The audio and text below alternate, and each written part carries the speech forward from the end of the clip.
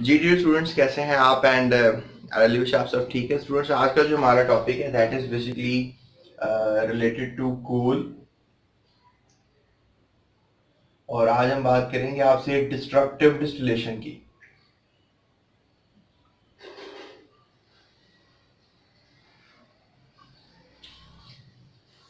Destructive distillation जो है ये क्या होती है, that's a big question for all students.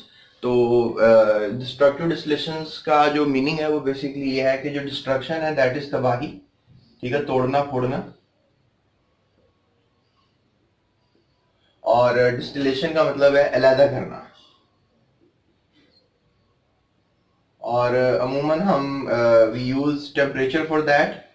Distillation में अमूमन टेम्परेचर की बात की जाती है और टेम्परेचर की मदद से जो है आप अलहदा करते हैं, यानी तोड़ते फोड़ते हैं कंपाउंड को।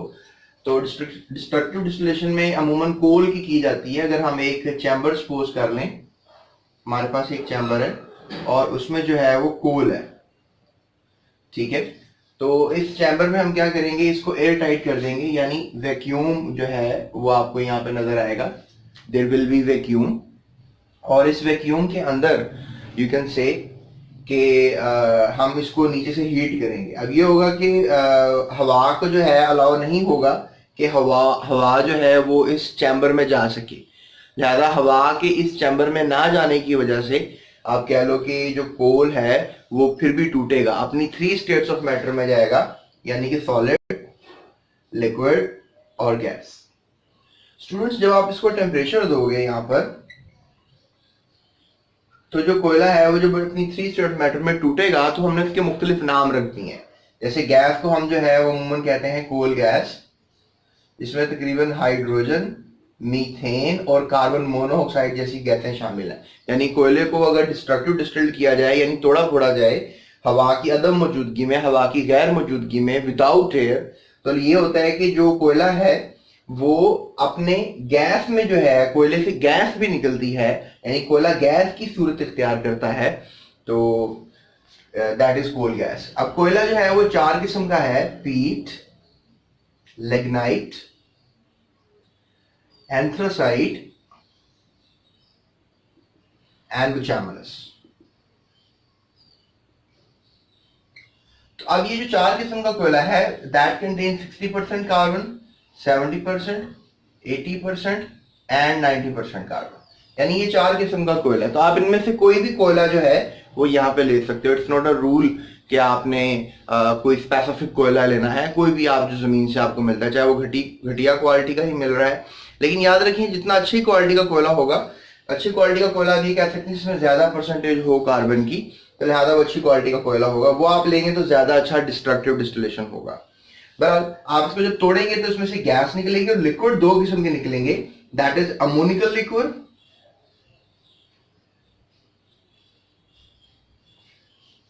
And coal tar. तो आप याद रखें, कोयले को अगर आप तोड़ेंगे तो लिक्विड इसमें से दो निकलेंगे। अमोनिकल लिक्विड जो है बेसिकली अमोनिया गैस और वाटर का मिक्सचर है।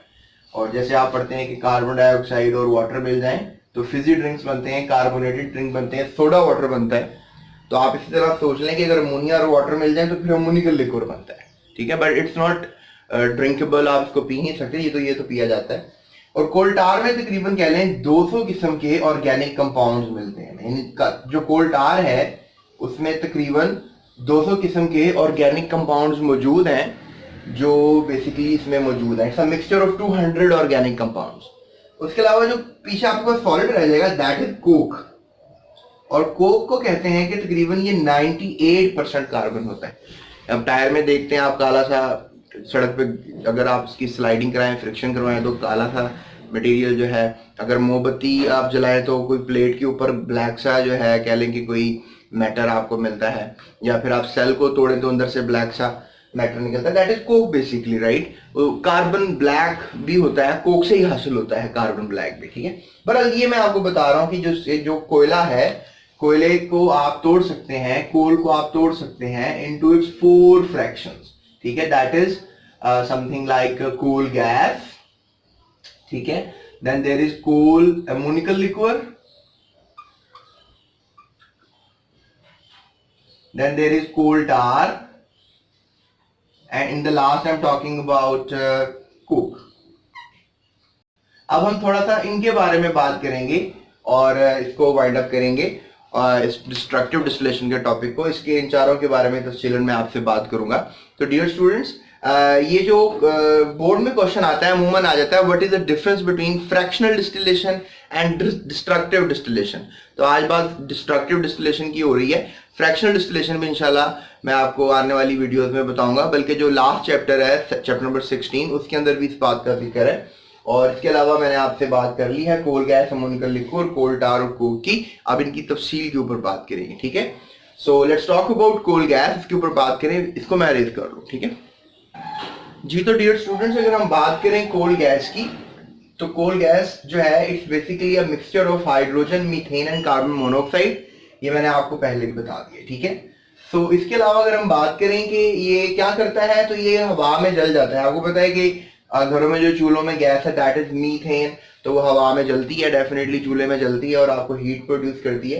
लेकिन ये मिक्सचर भी हवा में जल जाता है और जलने के बाद जो है बहुत सी हीट प्रोड्यूस करता है। तो इसलिए अगर हम इसकी यूजेस की तरफ देखें तो ये फ्यूल इंडस्ट्री के तौर पे यूज होता है। यानी मेनली मेजर काम इसका कोल गैस का ये होता है कि इंडस्ट्री में जो है आप इसको बतौर फ्यूल इस्तेमाल करते हो, ठीक है। ये आपको पता होना चाहिए। इसके अलावा ये प्रोवाइड इनर्ट मीन के ये जो है इनर्ट वो होता है जो रिएक्टिव ना हो। यानी अगर कोल गैस की मौजूदगी में अगर आप कोई रिएक्शन करेंगे तो ये एक इनर्ट एनवायरनमेंट प्रोड्यूस करेगा। यानी कि आप अगर coal gas, let's say that room में कोल गैस है और अगर आपने इस रूम में कोल गैस भर दी है और आपने कोई मटेरियल यहाँ पर रख दिया है प्रोसेस करने के लिए, तो वो रिएक्शन नहीं करेगा। इनर्ट एनवायरनमेंट कहते हैं इसको, कि किसी कंपाउंड की मौजूदगी में कोई दूसरा कंपाउंड रिएक्ट ना करे, तो इसको इनर्ट एनवायरनमेंट कहा जाता है। तो ये इनर्ट एनवायरनमेंट के तौर पे भी यूज होता है। लेकिन चूंकि इसमें आपको हाइड्रोजन नजर आ रहा है, तो अगर हाइड्रोजन किसी दूसरे कंपाउंड में ऐड होता है तो डेफिनेटली वो रिड्यूस हो जाता है। तो यू कैन से दैट कि ये रिड्यूसिंग एजेंट भी है। यानी मिक्सचर ऑफ कोल गैस जो है एक रिड्यूसिंग एटमॉस्फेयर भी प्रोवाइड करता है मेटलर्जिकल प्रोसेस में। मेटलर्जिकल प्रोसेस क्या होता है, जैसे आप देखते हो कि ये लोहा वगैरह आप इंडस्ट्री से हासिल करते हो, कॉपर वगैरह, even there are many more industries, aluminium industry. तो उन मेटलर्जी के प्रोसेस में स्पेशली आयरन, कॉपर और एल्यूमिनियम, इन मेटलर्जिकल इंडस्ट्रीज में ये इनर्ट एनवायरनमेंट भी प्रोवाइड करता है और रिड्यूसिंग एनवायरनमेंट प्रोवाइड करता है, which is known as coal gas. तो ये कोल गैस के बारे में। अब बात करते हैं आपसे अमोनिकल लिक्विड के बारे में जी। तो डियर स्टूडेंट्स, अगर हम बात करें आपसे अमोनिकल लिक्विड की, अमोनिकल लिक्विड क्या होता है, पहले बताया आपको कि सोल्यूशन है बेसिकली अमोनिया गैस का और वाटर का। यानी अमोनिया गैस को अगर वाटर में प्रेशराइज किया जाए, क्योंकि आपको पता है डिस्ट्रक्टिव डिस्टिलेशन में जब चैम्बर क्लोज होता है, वैक्यूम होता है अंदर, तो काफी प्रेशर जनरेट होता है हीट लगाने से। तो प्रेशराइजेशन से जो है एक लिक्विड तैयार होता है, दैट इज अमोनिकल लिक्विड। और इसका क्या यूज है, इसका यूज है कि ये नाइट्रोजीनियस फर्टिलाइजर्स बनाने के काम आता है। फर्टिलाइजर पता है जो पौधों की बढ़ोतरी में हेल्प करते हैं, यानी पौधों को ग्रो करने में हेल्प करते हैं, तो उनको बनाने के लिए जो है ये काम आता है, फर्टिलाइजर्स बनाने के लिए काम आता है। नाइट्रोजीनियस का मतलब है नाइट्रोजन कंटेनिंग। याद रखें ये लफ्ज जब भी आएगा तो any fertiliser which contain nitrogen, उसको नाइट्रोजीनियस कहेंगे। तो आप लिख सकते हैं नाइट्रोजन कंटेनिंग, राइट। और इसमें आप ये देख सकते हैं कि अगर हम फॉर एग्जांपल लेट्स से कोई नाइट्रोजीनियस फर्टिलाइजर की बात हो रही है, तो अगर अमोनिया को सल्फ्यूरिक एसिड से ट्रीट किया जाए तो फिर आपको अमोनियम सल्फेट जैसा फर्टिलाइजर मिलेगा। और अमोनियम सल्फेट जो है एक नाइट्रोजीनियस फर्टिलाइजर है, जिसमें आपको नाइट्रोजन नजर आ रहा है। इसके अलावा स्टूडेंट्स आपने एक फर्टिलाइजर और पढ़ा होगा जो कि बहुत ही मशहूर फर्टिलाइजर है, that is known as urea. और यूरिया भी जो है कह लें कि बनता है अगर आप अमोनिया गैस को ट्रीट करें हाइड्रोजन गैस के साथ, ठीक है, सॉरी नाइट्रोजन गैस को अगर आप ट्रीट करें हाइड्रोजन गैस के साथ, तो अमोनिया बन जाता है। और अमोनिया जो है that can be used for the preparation of many other fertilisers. और आप यूरिया भी बना सकते हैं, लेकिन द यूरिया फॉर्मेशन जो है that is being carbonated, carbon dioxide और अमोनिया को मिलाने से बनता है। यानी अगर अमोनिया में फिर आप कार्बन डाइऑक्साइड जो है वो मिला लें, तो ये मैं आपको अमोनिया मैन्युफैक्चरिंग है लास्ट चैप्टर में वहां पे तफसील से बता दूंगा। बहरहाल ये बात याद रखें कि अमोनिया जो है या अमोनियम लिक्विड जो है उससे अगर अमोनिया हासिल कर लिया जाए तो फिर उसको नाइट्रोजीनियस फर्टिलाइजर्स बनाने के लिए इस्तेमाल किया जा सकता है। तो ये आप सब स्टूडेंट्स को पता होना चाहिए, आई डोंट थिंक सो कि मुश्किल है। यूज में आप फिलहाल अब ये लिख देना कि नाइट्रोजन फर्टिलाइजर्स बनाने के लिए काम आता है, और अमोनिया और सल्फ्यूरिक एसिड को ट्रीट करें तो अमोनियम सल्फेट जैसे फर्टिलाइजर्स बनते हैं। इसके अलावा बहुत और फर्टिलाइजर्स बन सकते हैं, जैसा कि मैंने एग्जाम्पल में आपको यूरिया की एग्जाम्पल दी। तो अब हम बात करते हैं कोल टार की, राइट। डियर स्टूडेंट्स, अगर हम कोल टार की बात करें, विच इज ऑल्सो आप कह लें फ्रैक्शन ऑफ डिस्ट्रक्टिव डिस्टिलेशन, कोल का एक फ्रैक्शन है, एक लिक्विड फ्रैक्शन है। तो ये एक थिक ब्लैक लिक्विड है, जैसे लुक वगैरह होती है ना, इस तरह का होता है। लुक तो आप कह लें that is a salt, that is something else, लेकिन ये लुक की तरह का होता है। और जैसे मैंने आपको बताया कि मिक्सचर है 200 ऑर्गेनिक कंपाउंड का, बल्कि 200 से ज्यादा ऑर्गेनिक कंपाउंड्स का, और इसमें ज्यादातर जो कंपाउंड होते हैं वो एरोमेटिक होते हैं। एरोमेटिक को हम कहते हैं बेंजीनॉइड्स, बेंजीनॉइड्स यानी जिनमें बेंजीन वगैरह जो है वो पाया जाता है। उसके अलावा स्टूडेंट्स ऑर्गेनिक कंपाउंड जो है कोल टार के जो है अलहदा करने, अगर आपने 200 कंपाउंड्स को अलहदा करना है तो आपने एक मेथड यूज करना है फ्रैक्शनल डिस्टिलेशन, यानी आप ये जो 200 कंपाउंड का मिक्सचर है इसको आप इनके बॉइलिंग पॉइंट्स की मदद से अलहदा करोगे। तो मैंने आपको बताया है कि मैं आपको लास्ट चैप्टर में इसकी तफसील बता दूंगा, तो इंशाल्लाह काफी आइडिया हो जाएगा फ्रैक्शनल डिस्टिलेशन का, डोंट नीड टू वरी। अभी फिलहाल ये याद रखें कि ऑर्गेनिक कंपाउंड में जो 200 कंपाउंड है उनको अलहदा करने का तरीका फ्रैक्शनल डिस्टिलेशन है। उसके बाद स्टूडेंट्स इंपॉर्टेंट एरोमेटिक कंपाउंड्स की बात करूं तो उनमें बेंजीन है, आपको फॉर्मूला नजर आ रहा है, और that is phenol, that is टॉलिन and that is aniline, right. तो ये फिलहाल फॉर्मूले अगर आपने याद करने तो करने, बुक में नहीं है, लेकिन ये नाम आप लाजमी याद करें जो कि एरोमेटिक कंपाउंड्स के नाम है, ठीक है। और देखें सब में बेंजीन आपको नजर आ रहा है, तो अगर ये बेंजीन रिंग होता है, ये आपको आज की क्लास के बाद सीख जाना चाहिए। वैसे पीछे मैंने क्लासिफिकेशन में भी आपको बेंजीन रिंग बनाना सिखाया था, पर ये हमारे पास था। अब हम इसकी बात करते हैं यूजेस की, राइट जी। तो डियर स्टूडेंट्स, अब हम अगर फॉर एग्जांपल यूजेस की बात करें कोल टार की, तो ये सिंथेसिस मीन बनाना, ठीक है। सिंथेसिस का मतलब होता है बनाना। आप क्या बना सकते हैं कोल टार की मदद से, यानी जिसमें से 200 किस्म के ऑर्गेनिक कंपाउंड्स आप हासिल कर रहे हैं, उससे स्टूडेंट्स आप बना सकते हैं ड्रग्स। ड्रग्स क्या होती हैं? दवाइयाँ, डाइज, जो कलर वगैरह होता है कपड़ों को कलर करने के लिए। इसके अलावा एक्सप्लोजिव, ये धमाका खेज मादे हैं, पेंट्स का आपको पता है। वार्निशिंग, ये जो वुड होती है उसको कलर करने के लिए खास पेंट होता है, लकड़ी को लकड़ी का पेंट कह सकते हैं। प्लास्टिक्स क्या होते हैं आपको पता है, ये टब वगैरह, इवन आपकी जो शर्ट है इसके बटन। और सिंथेटिक फाइबर क्या होता है? सिंथेटिक फाइबर यानी कि आर्टिफिशियल फाइबर है, जैसे आप कह लें कि जो झाड़ू होती है कभी कभी प्लास्टिक टाइप की होती है, दैट इज सिंथेटिक फाइबर। इस तरह के शोर कंपाउंड्स। पेस्टिसाइड्स क्या होते हैं? कीड़े मार अद्वियात। तो लिहाजा आप ये सब चीजें बना सकते हैं कोल टार से हासिल होने वाले organic compound, specially aromatic compound भी आप कह सकते हैं। अगर हम फॉर एग्जांपल कोल टार है, लेट्स से दैट आपके पास कोल टार है एक किसी ब्लॉक में, और आपने इसको गर्म किया और सब ऑर्गेनिक कंपाउंड जो 200 प्लस थे वो सब चले गए, तो पीछे भी आपको कुछ बचा हुआ मटेरियल नजर आएगा, that is left behind of coal tar. हम कहेंगे left behind of coal tar, या रेजिड्यू एक लफ्ज इस्तेमाल करेंगे। तो फिर हम क्या कहेंगे कि रेजिड्यू जो कोल टार है उसको हम पिच कहते हैं। आप अमूमन देखते हैं सड़कें बनाने के लिए काले कलर के ड्रम लेकर आते हैं, लुक लेकर आते हैं, उसको पिच कहते हैं।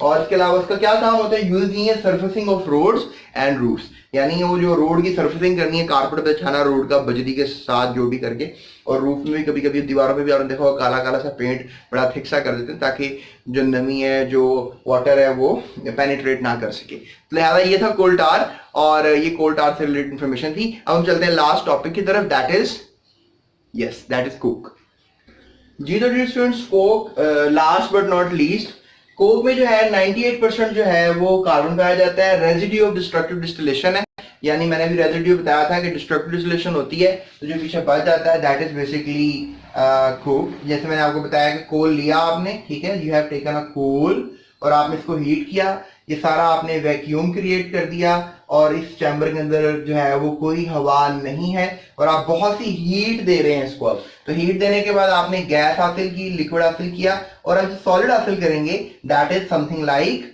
कोक। और कोक क्या है कि इट इज बेसिकली कि कोयले में से लिक्विड भी निकल गया, which is something like ammoniacal liquid, coal tar, और जो गैस में आपको बताया कि मीथेन है, कार्बन मोनो है, और हाइड्रोजन गैस है। तो जो अब कोक बच गया है, which is the left behind again, तो इसको आप जो है कहोगे कि 98% कार्बन है बेसिकली ये। तो इसकी डेफिनेशन अगर हम देखें कि when coal is subjected to destructive distillation, यानी कि जब हम कोल को डिस्ट्रक्टिव डिस्टिल्ड करते हैं, it loses it's all volatile components हिस्सेदार, वोलेटाइल यानी कि जो कम टेम्परेचर पर उड़ जाने वाले थे, कम टेम्परेचर पर जो ज्यादा एक्टिविटी दिखाते हैं, जैसे स्पिरिट होता है, जैसे पेट्रोल होता है। तो ये आप देखते हैं कि आप नॉर्मल टेम्परेचर पर रखें इसको तो ये सब कंपाउंड स्पिरिट तो फौरन हवा में चला जाएगा। मिट्टी का तेल भी इवन कहते हैं कि बंद करके रखना चाहिए। पेट्रोल की टंकी अगर खुली रह जाए तो पेट्रोल सारा उड़ जाता है। तो ऐसे कंपाउंड जो नॉर्मल टेम्परेचर पर उड़ जाते हैं, हवा में गैस बन जाते हैं, उन्हें वोलेटाइल कहते हैं। तो लिहाजा कोयले में जितने भी वोलेटाइल कंपाउंड थे वो लिक्विड गैस की शक्ल में चले गए, और जो आपके पास बच गया, जो कंपोनेंट आपके पास बच गया, that is basically Coke. And leave behind a solid residue, यानी कि जब वोलेटाइल कंपाउंड चले जाते हैं तो फिर लीव रह जाता है बिहाइंड अ सॉलिड रेजिड्यू, यानी सॉलिड रेजिड्यू रह जाता है। इसको आप फिर आप क्या देते हो, कोक, राइट। आप जल्दी से इसकी यूजेस की बात कर लेते हैं, राइट जी। तो डियर स्टूडेंट्स, अगर हम यूजेस की बात करें, कोक की यूजेस की बात करें, तो it is being used as a reducing agent again. जैसे मैंने आपको बताया था कि कोल गैस भी रिड्यूसिंग एजेंट यूज होती है या इनर्ट एनवायरनमेंट प्रोवाइड करती है। मैं ये तो नहीं कहूंगा कि ये इनर्ट एनवायरनमेंट प्रोवाइड करता है, लेकिन ये रिड्यूसिंग एजेंट के तौर पर यूज होता है कोक जो है। और यू कैन से कि ये जो है मेटलर्जिकल प्रोसेस यानी मेटल एक्सट्रैक्शन का जो प्रोसेस थोड़ी देर पहले जो मैंने आपको बताया, सो ये आप याद रखें। यानी जो कोल गैस का यूज है उसका यूज तकरीबन सेम है, और इसके अलावा इसको फ्यूल के तौर पे भी यूज किया जाता है, और आपको पता है कोल गैस को भी फ्यूल के तौर पे यूज किया जाता है।